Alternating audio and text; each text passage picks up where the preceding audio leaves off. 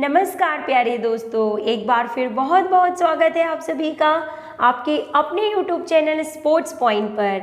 मैं हूं आपकी होस्ट डॉक्टर सीमा तिवारी। और फ्रेंड्स, स्क्रीन पे देख के आप समझ ही गए होंगे कि आज हम कंटिन्यू कर रहे हैं टॉपिक स्पोर्ट्स ट्रेनिंग। जी हाँ दोस्तों, खेल प्रशिक्षण से संबंधित महत्वपूर्ण क्वेश्चंस की सीरीज इन दिनों आपको हमारे चैनल में प्रोवाइड की जा रही है। तो अगर आप प्रिपरेशन कर रहे हैं Rajasthan PTI, UP LT grade, UP TGT, PGT, Kendriya Vidyalaya, Navodaya Vidyalaya या DSSB किसी भी कॉम्पिटिटिव एग्जाम की प्रिपरेशन अगर आप फिजिकल एजुकेशन सब्जेक्ट से कर रहे हैं तो ये वीडियोस आपकी प्रिपरेशन के लिए बहुत ही हेल्पफुल है। तो रिवीजन करते रहिए, तब तक सफलता मिल नहीं जाती जब तक। So let's start with homework question. कल के वीडियो में हमने आपको होमवर्क दिया था कि फुटबॉल के कौशल जो कि हॉकी में लागू होते हैं आपको बताना है वो निम्न में से कौन है। एंड करेक्ट आंसर जो होमवर्क क्वेश्चन का आंसर है वो हम आपको बता देते हैं। एक्सीलरेशन यानी कि चाल बढ़ाना, और गति जो ये कौशल हॉकी के फुटबॉल के होते हैं ये हॉकी में भी लागू होते हैं। नाउ द नेक्स्ट क्वेश्चन, निम्नलिखित में से कौन सी विशेषता खेल प्रशिक्षण से संबंधित नहीं है। Option number B is correct here. प्रशिक्षण समय के दौरान प्रदर्शन is correct option. Next question is asking that निम्नलिखित में से किसके द्वारा किसी भी ऊर्जा की प्राप्ति नहीं होती है। और सही आंसर देखिए विटामिन से किसी भी प्रकार की कोई ऊर्जा प्राप्त नहीं होती है। प्रोटीन, विटामिन एंड मिनरल्स जो होते हैं वो प्रोटेक्टिव फूड होते हैं जो कि डिसीजेस से हमारी रक्षा करते हैं। इसके अलावा कार्बोहाइड्रेट एंड जो फैट्स होते हैं वो मेन एनर्जी गिविंग फूड के रूप में जाने जाते हैं। प्रोटीन से भी हमें ऊर्जा प्राप्त होती है, मेनली ये बॉडी बिल्डिंग फूड होते हैं, लेकिन विटामिन से हमें किसी भी प्रकार की ऊर्जा प्राप्त नहीं होती है। प्रतियोगिताएं सामान्यतः से करती हैं। And option number A is correct here. एक सामाजिक प्रक्रिया को सीखना, दिस इज करेक्ट आंसर। फार्टलेग अधिक निकट रूप से संबंधित होता है, किससे संबंधित होता है देखिए, तो सही आंसर आपको बता दें option number D is correct here. Fartlek training की बात की जा रही है जो कि सहनशीलता को विकसित करने की एक महत्वपूर्ण ट्रेनिंग के रूप में जानी जाती है, जिसे स्पीड प्ले के नाम से भी जाना जाता है।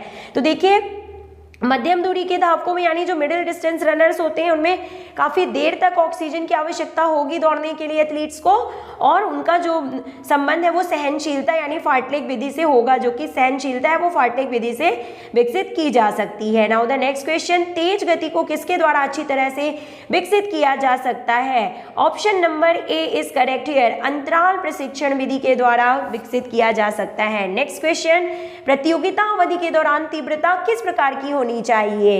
And the correct answer option number B मध्यम, यानी कि कंपटीशन स्टेट के दौरान की बात की जा रही है कि कैसी होनी चाहिए तीव्रता, तो मध्यम होनी चाहिए। नेक्स्ट क्वेश्चन, निम्नलिखित में से किसको अनुवांशिक एडोमेंट या बंदोबस्ती के रूप में जाना जाता है।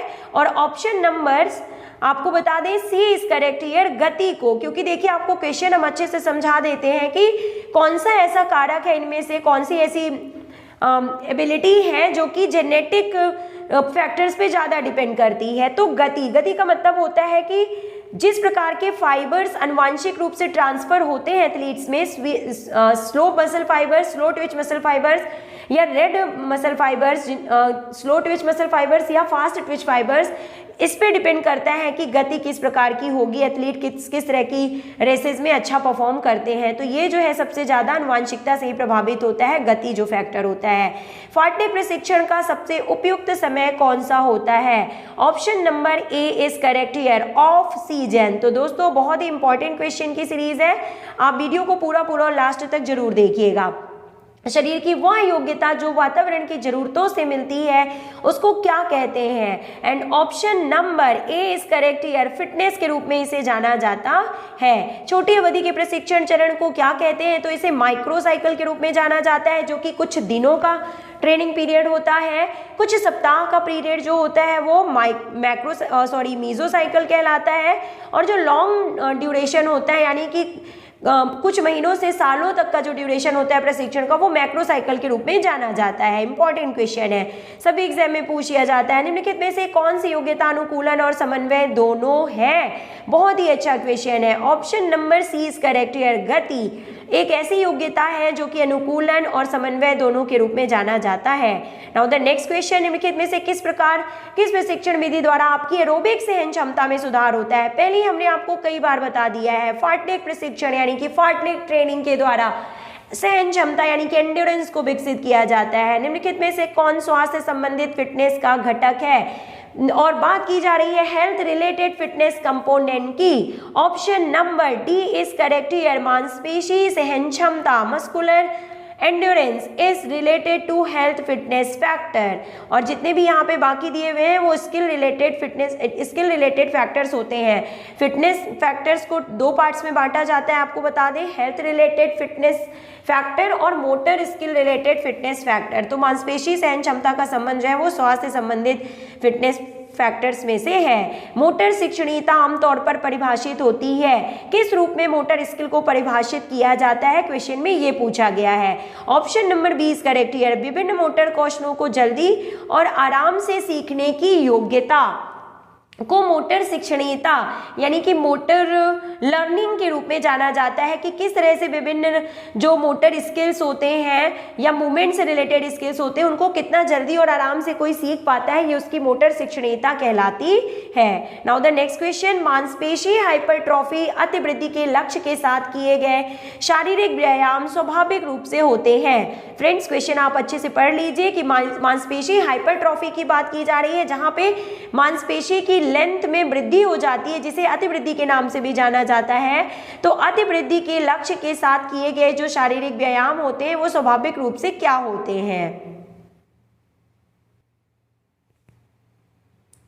और देखिए आपको स्क्रीन पे पूरा क्वेश्चन हम अच्छे से दिखा रहे हैं कि मांसपेशी हाइपरट्रॉफी के लक्ष्य के साथ किए गए शारीरिक व्यायाम स्वाभाविक रूप से होते हैं। और क्या होते हैं ये देखिए, एनएरोबिक व्यायाम के प्रकार होते हैं। Option number C is correct here, anaerobic exercises. The next question is asking that खींचने यानी स्ट्रेचिंग वाले व्यायामों का प्रभाव कुछ मोटर फिटनेस घटकों पर अलग ढंग से पड़ता है। तो आपको सही ऑप्शन इसमें से चूज करना है। और देखिए option number B is correct here कि फ्लेक्सिबिलिटी को बढ़ाता है और ताकत को घटाता है। जो खींचने वाले एक्सरसाइजेस होते हैं वो मेनली फ्लेक्सिबिलिटी से रिलेटेड होते हैं, फ्लेक्सिबिलिटी स्किल को बढ़ाते हैं। नेक्स्ट क्वेश्चन, प्रदर्शन का फीडबैक खास तौर पर क्यों महत्वपूर्ण है? And option number C is correct here, यह व्यक्ति के लिए सर्वश्रेष्ठ लक्ष्य रखता है। और बात की जा रही है यहाँ पे फीडबैक या फिर इवेल्युएशन की। इससे जो होता है व्यक्ति का इवेल्युएशन होता है, उसके लक्ष्यों का जो है सर्वश्रेष्ठ लक्ष्य रखता है व्यक्ति के सर्वांगीण विकास के लिए। नाउ द नेक्स्ट क्वेश्चन, एक व्यक्ति की अधिकतम क्षमता जो व्यायाम के प्रदर्शन के लिए जरूरी होती है प्रतिशत में मापना संदर्भित होता है। And option number B is correct here, पूर्ण तीव्रता इज करेक्ट आंसर। व्यायाम के प्रदर्शन के लिए जो जरूरी होता है व्यक्ति की अधिकतम क्षमता के रूप में जो जाना जाता है वो पूर्ण तीव्रता कहलाती है। नेक्स्ट क्वेश्चन, एक व्यक्ति की मोटर कार्य को प्रदर्शन करने की क्षमता मुख्य रूप से किससे संबंधित होती है या क्या कहलाती है? तो इसे मोटर फिटनेस के रूप में जाना जाता है। मोटर कार्य को प्रदर्शन करने की क्षमता, नाम से ही पता चल रहा है, क्वेश्चन से ही आपने गेस कर लिया होगा, इसे मोटर फिटनेस के रूप में जाना जाता है। भार प्रशिक्षण विधि का आविष्कार किसने किया था? And the correct answer, Frederick Jahn. Very important question. विस्फोटक ताकत को निचले सिर में बढ़ाने की श्रेष्ठ विधि है। कौन सी ऐसी ट्रेनिंग या विधि होती है आपको बताना है जो विस्फोटक ताकत यानी एक्सप्लोजिव स्ट्रेंथ को बढ़ाती है? निम्न में से कौन सी ऐसी मेथड है? And the correct answer, bounding या छलांग और डेप्थ जंप। डेप्थ जंप जो होते हैं वो विस्फोटक ताकत या एक्सप्लोजिव पावर को बढ़ाने की ट्रेनिंग के रूप में जाना जाता है। नेक्स्ट क्वेश्चन, निम्नलिखित में से किसके विकास के लिए अंतराल प्रशिक्षण विधि अधिक उपयोगी होती है? For which of the skill और for which of the ability interval training is helpful? And the correct answer, option number A, सहन क्षमता यानी कि एंड्योरेंस को बढ़ाने के लिए अंतराल प्रशिक्षण विधि का जो है प्रयोग किया जाता है। नाउ द नेक्स्ट क्वेश्चन, खेल प्रशिक्षण को पूरी तरह खींचा हुआ ट्रांजिशन काल कितने सप्ताह से अधिक नहीं होना चाहिए? यानी पूछा जा रहा है जो रिकवरी पीरियड होता है या ट्रांजिशन पीरियड होता है वो कितने ड्यूरेशन से ज़्यादा नहीं होना चाहिए? Option number B is correct here, 4 to 6 week यानी 4 से 6 सप्ताह। प्रशिक्षण के किस काल के दौरान तीव्रता को ऊंचे से अधिकतम और अवधि को कम स्तर पर रखना चाहिए? तो कौन सा ऐसा पीरियड होता है ट्रेनिंग का जिसमें तीव्रता को ज़्यादा और अवधि को यानी ड्यूरेशन को कम किया जाता है। तो करेक्ट आंसर आप सभी ने गेस कर लिया होगा ऑप्शन नंबर डी, प्रतियोगिता से काफ़ी पहले। जी हाँ दोस्तों, प्रतियोगिता से पहले जो तीव्रता होती है वो तेज होती है, प्रतियोगिता के टाइम पे जो है वो मध्यम तीव्रता होती है, और जो आपको बता दें कि रिकवरी पीरियड के टाइम पे जो तीव्रता होती है वो काफ़ी कम होनी चाहिए। नाउ द नेक्स्ट क्वेश्चन, बच्चों को एक सप्ताह में कितने घंटों से अधिक प्रशिक्षण नहीं करना चाहिए? बहुत ही इंपॉर्टेंट क्वेश्चन है। 18 to 24 hours is correct here. Friends, आप देख रहे हैं कि एक से एक इंपॉर्टेंट क्वेश्चन स्पोर्ट्स ट्रेनिंग से रिलेटेड इस वीडियो में इंक्लूड किए गए हैं। तो आप इन वीडियोस को पूरा 2 to 3 टाइम्स जरूर देखा कीजिए, सुनते रहा कीजिए अपने और काम को करते समय, ताकि ये क्वेश्चन आपके रिवाइज हो सके। और सभी फ्रेंड्स को शेयर करना बिल्कुल ना भूलें। Let's move to next question, metabolic adaptation क्या होता है? And the correct answer option number A, चयापचय दर का समायोजन यानी एडजस्टमेंट बढ़ी हुई कार्यभार मांग के साथ जो होता है वो मेटाबॉलिज्म एडॉप्टेशन के रूप में जाना जाता है। किस उम्र के दौरान अधिकतम ताकत का विकास शुरू हो जाता है और जो मैक्सिमम स्ट्रेंथ होती है वो किस एज ग्रुप से इंडिविजुअल्स में स्टार्ट हो जाती है, आपको देखना है, बताना है यहाँ पे। तो option number D is correct year 16 to 18 years. Next question, किस प्रशिक्षण में अधूरी पुनः प्राप्ति यानी कि रिकवरी अत्यधिक आवश्यक है? यानी कि यहाँ पे रिकवरी की बात की जा रही है। तो 129 option number B is correct here. अंतराल प्रशिक्षण विधि, अंतराल प्रशिक्षण विधि का मतलब होता है इंटरवल ट्रेनिंग, जिसमें रेस्ट पीरियड्स के साथ साथ जो है ट्रेनिंग प्रोवाइड की जाती है।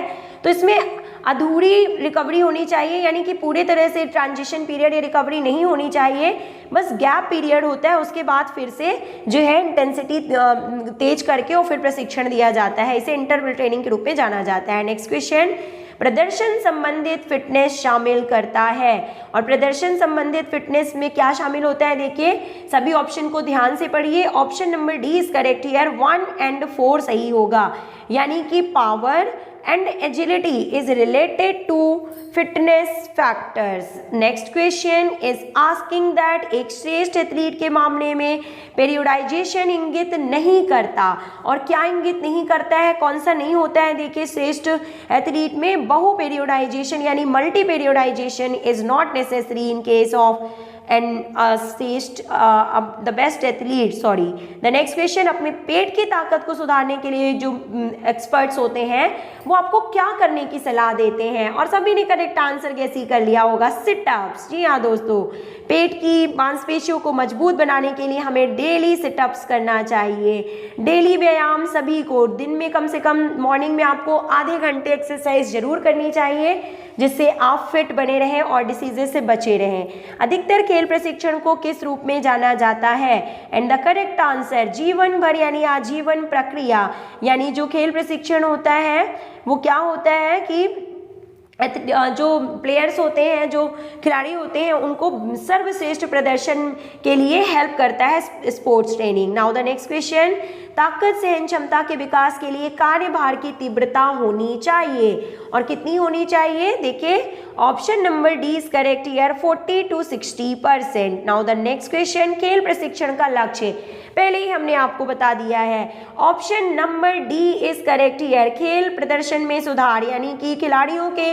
प्रदर्शन में सुधार, to increase the performance of the players. Now the next question, जोरदार व्यायामों के दौरान थकान का मुख्य कारण क्या होता है?